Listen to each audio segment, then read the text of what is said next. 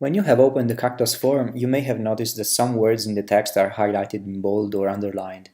This is the result of the option that we call here assisted coding. This allows you to speed up the coding process, highlighting the words in the text that have been previously added in the database from other documents. You can change the way words are highlighted by clicking on the assisted coding button here. From this form, you can personalize the highlights that are made in the text. You can set PCAs to highlight only values that have been previously coded in a set of simplex objects, for example. You can choose the object to be considered by clicking on this label and then selecting them from this form. Here. Here we have selected the simplex victim and the simplex county. And you can see the selected simplex from this combo box. You can also change the source where PCAs looks for the words to highlight from this other label here, Select Dictionary for Assisted Coding. This allows you to highlight words associated to the selected set of simplex objects from the PCA's data, or PCA's dictionary here, or from an external dictionary. This external dictionary can be an Excel file that contains the words, the stems or the lemmas to be highlighted in the text, and the simplex names in the grammar associated to them. After you imported this table as user table, you'll be able to use that as an external dictionary. You can see here by clicking on this label that you can select the PCA's dictionary, you can use the external dictionary only, or you can use together the PCA's dictionary and the external dictionary. Words found in the external dictionary are underlined in the text, while words found in the internal PCA's dictionary are highlighted in bold.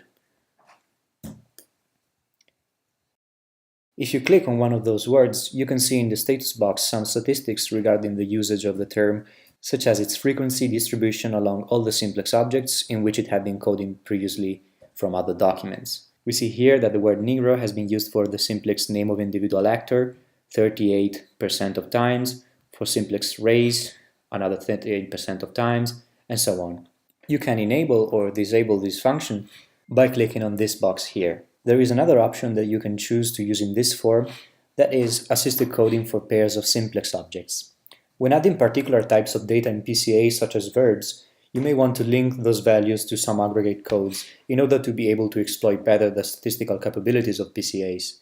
From this option, you can, for example, link the value in the simplex verbal phrase to another of its sibling simplex objects, such as aggregate code, in order to get, when adding a new value in the first object, all the statistics about the different aggregate codes used for that particular value, if there are any.